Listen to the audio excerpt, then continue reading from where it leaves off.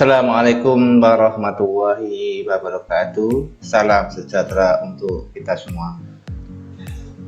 Apa kabar anak-anak? Semoga kalian dalam keadaan sehat walafiat. Selamat berjumpa kembali dalam layanan bimbingan konseling. Pada pertemuan kali ini, Bapak menyampaikan topik atau tema layanan menjadi pribadi yang dapat dipercaya. Adapun tujuan layanan adalah peserta didik dapat mengetahui cara menjadi pribadi orang yang dapat dipercaya dan berperilaku menjadi pribadi yang dapat dipercaya dalam kehidupan sehari-hari. Jadi tujuan layanan ini, tujuan video layanan ini anak-anak sekalian, setelah kalian menonton video tentang menjadi pribadi yang dapat dipercaya, kalian diharapkan mengetahui bagaimana cara mengembangkan atau menjadi pribadi yang dapat dipercaya, dan diharapkan setelah tahu kalian bisa berperilaku menjadi pribadi yang dapat dipercaya itu dalam kehidupanmu sehari-hari. Sebelum Bapak lanjutkan bagaimana menjadi pribadi yang dapat dipercaya, terlebih dahulu Bapak akan bertanyakan pada anak-anak apa itu integritas.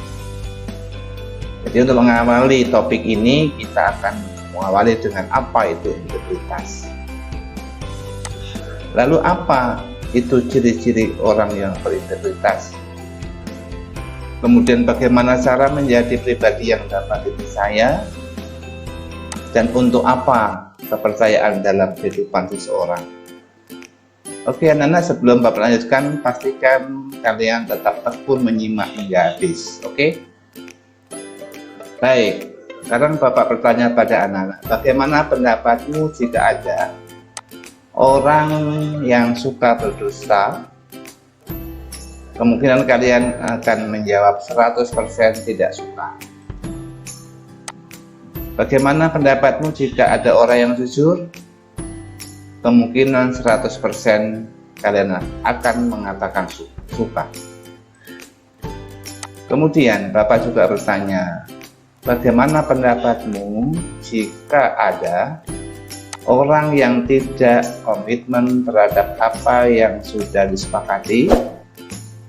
Misalnya kalian dengan teman-teman sepakat belajar kelompok nanti sore jam 5. Tahu temanmu mengatakan nggak bisa, saya jam 5 besok saja. Nah, itu berarti tidak komitmen. Bagaimana pendapatmu jika tidak komitmen temanmu tadi, atau ada orang yang tidak komitmen? 100% kalian mungkin akan menjawab tidak suka. Tapi ketika ada orang yang komitmen, kalian akan berpendapat kemungkinan 100% suka. Selanjutnya, bagaimana pendapatmu anak-anak sekalian jika ada orang yang sikapnya berubah-ubah, tidak konsisten terhadap rencana yang sudah ditetapkan? Kalian semua kemungkinan menjawab 100% tidak suka. Kemudian bagaimana jika ada orang yang konsisten, orang yang sikapnya konsisten, tidak berubah-ubah terhadap rencana yang ditetapkan? Maka kalian semua akan menyatakan 100% suka. Nah, baik. Tadi Bapak sampaikan di awal bahwa sebelum Bapak menjelaskan tentang bagaimana cara mengembangkan pribadi yang dapat dipercaya itu, Bapak akan bicara tentang integritas.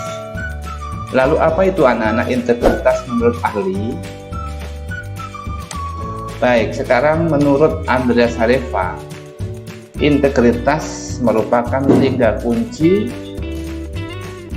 yang bisa diamati, yakni menunjukkan kejujuran, memenuhi komitmen, dan mengerjakan sesuatu dengan konsisten. Kemudian menurut Ippo Santoso, integritas sering diartikan sebagai menyatunya pikiran, perkataan, dan perbuatan untuk melahirkan reputasi dan kepercayaan. Jika merujuk dari asal katanya, kata integritas memiliki makna berbicara secara utuh dan lengkap sepenuh-penuhnya. Nah, ini pendapat beberapa ahli, tentu masih banyak. Sekarang dari dua ini paling tidak bisa kita simpulkan bahwa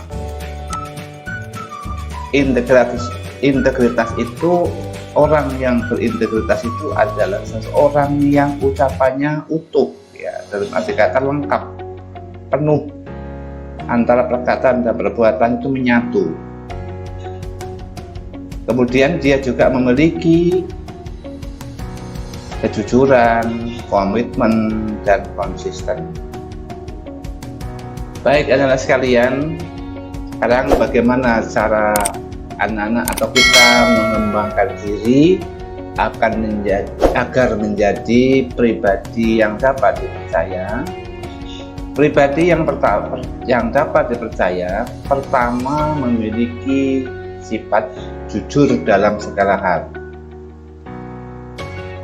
Jujur kepada siapa? Kepada orang lain, juga jujur kepada diri sendiri. Ingat, percayalah, kebohongan hanya akan memunculkan kebohongan baru dan membuat hidup Anda semakin sulit. Nah, jadi sini orang yang dapat dipercaya itu harus jujur dalam segala hal, jujur baik pada diri sendiri maupun kepada orang lain.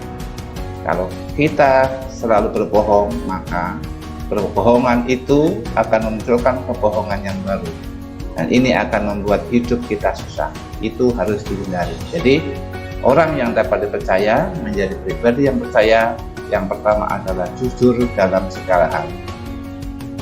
Yang kedua adalah menepati janji. Janji yang sudah dibuat berusaha sebisa mungkin dapat ditepati.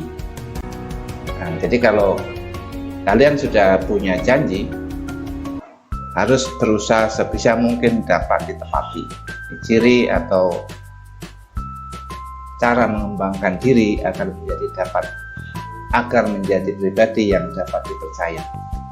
Ingat, kebiasaan mengobrol janji tetapi tidak pernah ditepati akan menghilangkan kepercayaan orang lain terhadap Anda.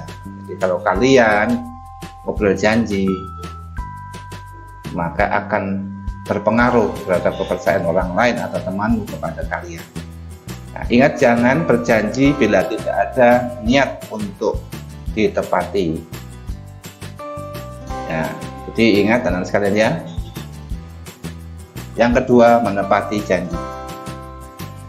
Yang ketiga, agar menjadi pribadi yang dapat dipercaya adalah bertanggung jawab terhadap tugas sekecil apapun. Nah, jadi walaupun kecil tugas itu sifatnya, sering mengerjakan tugas yang dibebankan dengan baik dan penuh tanggung jawab.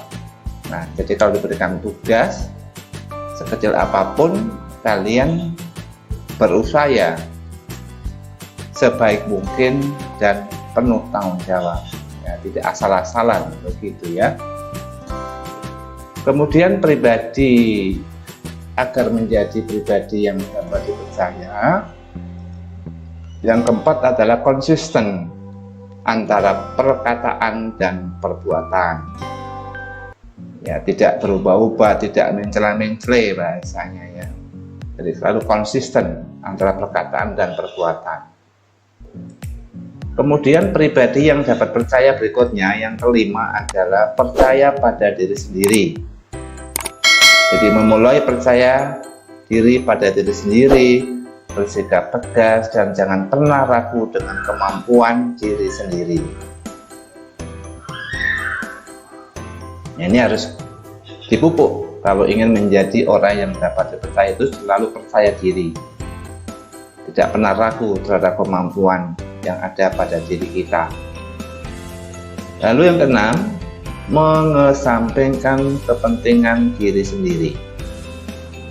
Jadi agar menjadi pribadi yang dapat dipercaya itu harus bersedia atau mau mengesampingkan kepentingan pribadi demi terselesaikannya pekerjaan tersebut dengan baik. Jadi kalau diberikan tugas atau beban oleh guru, Kalau memang itu harus diselesaikan hari itu, ya berarti yang kepentinganmu harus disampingkan dulu. Demi apa? Agar dapat menjadi orang yang dipercaya.